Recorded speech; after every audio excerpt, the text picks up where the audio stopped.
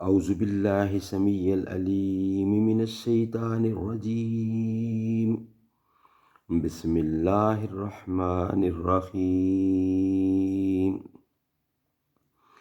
قل اعوذ برب الفلق من شر ما خلق ومن شر غاسق اذا وقب ومن شر النفاثات في العقد ومن شر حاسد اذا حسد صدق اللہ العلی العظیم۔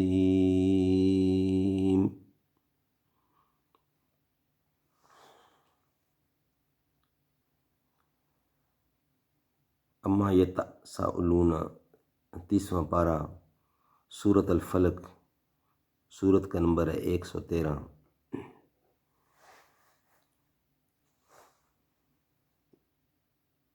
سورۃ فلق مدینہ میں نازل ہوئی اور اس کی 5 آیتیں ہیں۔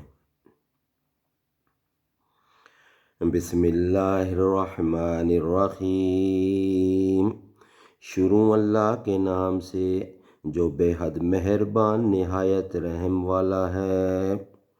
قل اعوذ برب الفلق، تو کہہ میں پناہ میں آیا صبح کے رب کی، من شر ما خلق، ہر چیز کی بدی سے جو اس نے بنائی، ومن شر غاسق اذا وقب، اور بدی سے اندھیرے کی جب سمٹ آئے، ومن شر النفاثات فی العقد، اور بدی سے عورتوں کی جو گرہوں میں پھونک ماریں، ومن شر حاسد اذا حسد، ومن شر حاسد اذا حسد، اور بدی سے برا چاہنے والے کی جب لگے ٹوک لگانے۔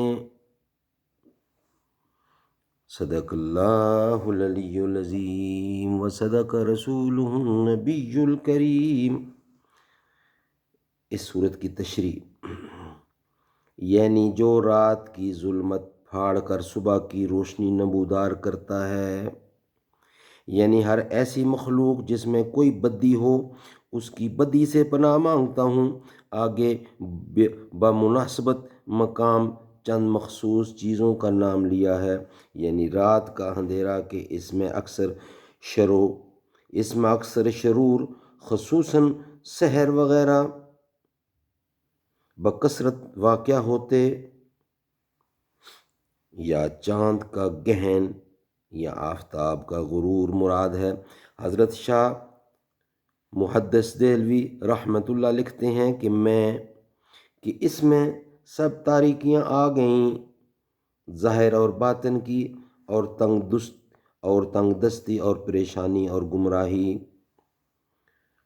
نفاسات فی العقد سے وہ عورتیں یا وہ جماعتیں یا وہ نفوس مراد ہیں جو سحرانہ عمل یعنی جادوگرانہ عمل کرنے کے وقت کسی تانت یا بال رسی وغیرہ میں کچھ پڑھ کر پھونک مار کر گرا لگاتی ہیں، گانٹھیں لگاتی ہیں، گرا لگایا کرتے ہیں۔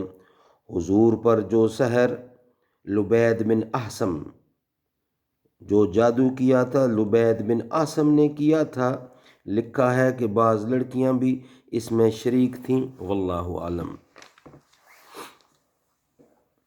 حضرت شاہ صاحب لکھتے ہیں کہ اس وقت اس کی ٹوک لگ جاتی ہے۔ بے شک ٹوک یا نظر لگ جانا ایک امر واقعہ ہے، لیکن اکثر مفسرین کے نزدیک من شر حاسد اذا حسد کا مطلب یہ ہے کہ حاسد جب اپنی قلبی کیفیت کو ضبط نہ کر سکے اور عملی طور پر حسد کا اظہار کرنے لگے، اس کی بدی سے پناہ مانگنا چاہیے۔ اگر ایک شخص کے دل میں بے اختیار حسد پیدا ہو مگر وہ اپنے نفس کو قابو میں رکھ کر میسور کے ساتھ کوئی ایسا برتاؤ نہ کرے، وہ اس سے خارج ہے۔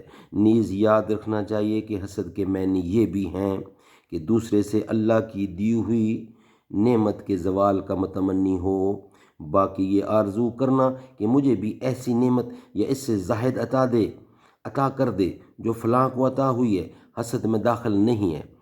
اس کو غبطہ کہتے ہیں، یعنی کہ آپ نے دوسروں کی چیز دیکھی اور یہ نہیں کہا کہ اللہ تعالیٰ اس کو تباہ کر دے، بلکہ یہ کہا اللہ تم نے اس کو دیے، اللہ مجھے بھی دے، اللہ تعالیٰ تو نے اس کو دیا ہے، مجھے اس سے تھوڑا زیادہ دے۔ اس کو کہتے ہیں غبطہ۔ بخاری کی حدیث لا احد فی الاسنین میں لفظ حسد سے یہی غبط مراد ہے۔ اللہ تعالیٰ ہمیں اس پہ عمل کرنے کی توفیق عطا فرمائے اور کسی سے حسد نہ کرے۔ اللہ تعالیٰ ہمارے ماں باپ کا سچے دل سے ہمیں احترام کرنے کی توفیق عطا فرمائے، اور جن کے ماں باپ اس دنیا میں نہیں ہیں اللہ تعالیٰ ان کو جنت الفردوس میں جگہ عطا فرمائے۔